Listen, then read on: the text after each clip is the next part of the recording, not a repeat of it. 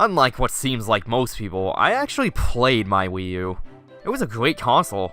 It's a shame Nintendo's having to port over most of its games to Switch due to low Wii U sales. There were a few games I missed though. Yoshi's Woolly World looks good. I didn't play Paper Mario Color Splash, despite owning an unopened copy of it. And I will give you 3 guesses as to what the last one was. Mario Kart? What? No, that was rhetorical. Hyrule Warriors? Again, no. I've done videos on both of these. Smash Brothers? Don't you have to go be stupid somewhere else? Not until 4. My favorite levels in Mario 3D World were the ones where you play these puzzle levels as Captain Toad. They were honestly the most enjoyable part about 3D World.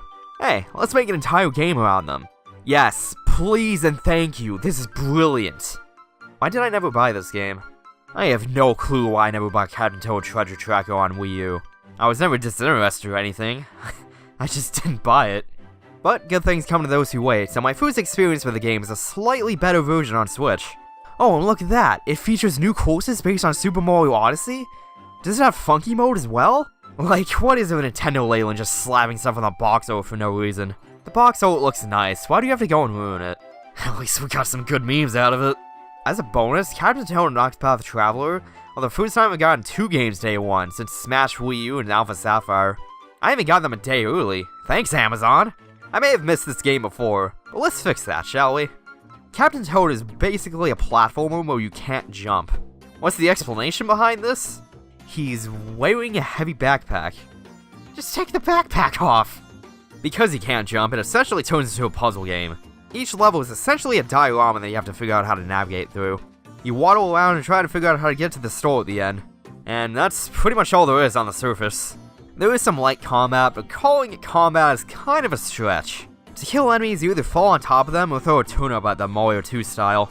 There's occasionally an enemy you can kill by shining some light onto it, but there's only a few levels you can do this in. In each level, there's 3 gems that are later used to unlock levels to progress. That's all they do as far as I can tell. For most of the game, the gem requirements are pretty lenient, but near the end, they cut it pretty close. Honestly, the gem requirements near the end are my only real issue with this game. Like, what's even the point? I ended up having to replay like 6 or so levels and further progress in the game for no real reason. Each level is pretty short, but come on, this is dumb. Despite that, the level design is where Captain Toad really shines. I was really surprised about how varied these levels can be. One level you're in some ruiny looking place, another you're running around with some double cherry Toad clones, another you're in some weirdo dreamscape pushing blocks around using the power of tilt controls. Another you're riding around in a minecart, another you're in some lava fortress. Whoa, whoa, whoa, whoa, whoa. Calm down with the level variety, Nintendo. This is only in the first half hour. The level quality is pretty great too. There were very few levels that I didn't like. Just about all of them were fun. When it comes to puzzle difficulty, I felt the puzzles were pretty straightforward. Nothing mind-bending, but nothing too simple. This is a puzzle game, but the puzzles felt mostly like fun little brain teasers, which is fine by me. My favorite part about Captain Toad is just how fun the mechanics are. It takes a lot of existing parts of the 2D world and makes it into a puzzle platformer. Double cherries, clue pipes, falling blocks, speed boosters, all this stuff is here. It even throws in some original mechanics like shifting blocks with a touchscreen, or the cursor on Switch. Cranks to rotate platforms, there's even a few minecart levels that become an on-rail shooter. There's a few bosses sprinkled in here as well, like the dragon guy that breathes fire at you and you have to use a nearby environment as cover. Or the boot guy that throws giant turnips at you that you have to throw back at him. The bosses that are here are really enjoyable, but I just wish there were more of them. I really love the attention to detail in this game too. The nice fluid character animations, the fairly detailed environments. Toad and Toadette even scream in fear whenever enemies get too close to them. This is easily the best part about the game. I don't know why Toad screaming in fear makes me feel so happy. Nice little details like this just add up and it really adds to the game's charm. Honestly, I kinda wish this game was a bit longer. What is here are some really fun and enjoyable puzzles, but I beat the game in about 4.5 hours. According to how long to beat, the average playthrough of this game is 7 hours, so I don't know. Maybe I've just played too much Portal and could quickly fly through this game. The game is split up into 3 main episodes and a bonus episode. The first 2 episodes will probably take you about an hour, and episode 3 about 2 hours.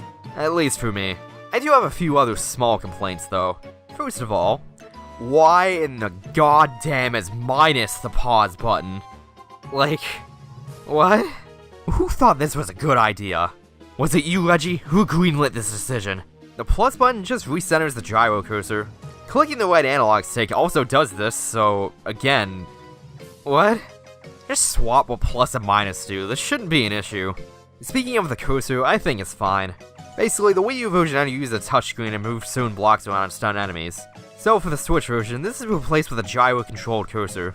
It could use a few improvements though. Like, where are my sensitivity options? It moves a little too slow for me. Splatoon did this right, just give me some sensitivity options. I wish you could hide the cursor as well. Some levels barely even use this thing. A lot of the time, I just tried to hide this thing in the corner of the screen so it was less distracting. Just give me a button that hides it. Simple as that. Probably. Programming is complicated. But if you don't like the cursor, you can still use the touchscreen in handheld mode. So it's not a huge deal, unless you're like me who has to play dock to record this thing. Even then, there's Switch handheld capture cords now, so guess what I'm trying to say is that I'm a cheap ass. $500 is expensive, and Digital Foundry are probably the only people that would ever need it. And to be honest, the cursor is a little overpowered in this game. You can stun enemies, you can push back these weird piranha plant things, you can even just straight up reveal the invisible roads in this level. What you're supposed to do is follow the signs and figure out where the road is. But you can instead just use the cursor to make the road completely visible. The cursor is the same thing as the touchscreen of the Wii U version, yes, but there was a weird balance to it. Yes, you could do all these things to make the game easier, but you also had to look down the gamepad to do so, which discouraged you from abusing it. That is, if you played the whole game on the TV, which, let's be honest here, who actually used off-screen play frequently? But since you can use the cursor whenever, it's not a pain in the ass to abuse, and it makes this easy game even easier. While there wasn't really anything they could do about it with it being a port, it's still something to make note of. And you know, why the hell is there only one save file? You can replay any level you want, and you can't just make a new profile, but come on. I can play Rocket League on the toilet against someone on Xbox, but Captain Toad can only have one save file? Real quick, in case anyone's wondering why I skipped the story of this game, there's barely any story. Toadette gets kidnapped by a giant bird. Captain Toad has to go rescue her. Gasp. Captain Toad rescues her. Roll credits. But this is actually only a third of the way through the game. He gives you Kid Icaru's uprising flashbacks and Captain Toad gets kidnapped. Toadette has to go rescue him. She rescues him. Toadette gets kidnapped. Captain Toad has to go rescue her. Again. Toadette escapes. But Captain Toad doesn't know she escapes, and she just gets kidnapped again before he catches up to the bird. So, like, it didn't make any difference whatsoever. They defeat the bird. Everyone's happy. The end. For realsies this time. Like, honestly, this is a game starting that one Toad with a minor flashlight. Who gives a damn about what's happening? This game's story feels like a parody of itself, which is almost endearing in its own weird way. The Switch version of Captain Toad is probably the best version of the game.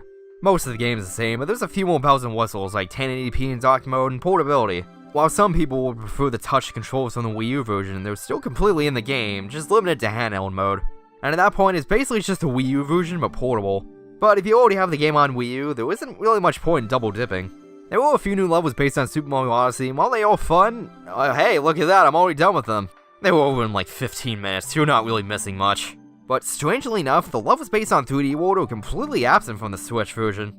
I have no idea why they did this, but those levels are only like 15 minutes too, so the same amount of content is here. Also, there's a 3DS version for some reason. I guess it's cool if you can't afford a Switch and don't have a Wii U, but honestly, I don't know why they even bothered making this. It works well enough, but why? It has the same content as on Switch, but it's basically just a watered down version of the game. Why does this exist? If you're looking for a solid puzzle platformer on Switch, look no further than Captain Toad Treasure Tracker. While it's nothing phenomenal, it was still a really fun time at $40. While I don't really feel left out for not having played it for so long, this was still a great time. I did go over issues quite a bit, but the game's flaws are pretty minor overall. I finished the game relatively quickly, but if you're a slow puzzle solver, you'll probably take longer to finish it. And if you still want some more bang for your buck, getting every gem is going to extend your playtime by a few more hours. There's a demo for both the 3DS and Switch versions, so try that out if you're interested. Regardless of what you played on, you'll be in for a fun time. This has been Flame Guy, and where's this treasure that I'm supposed to be tracking? Take care everyone, and I'll see you all next mission.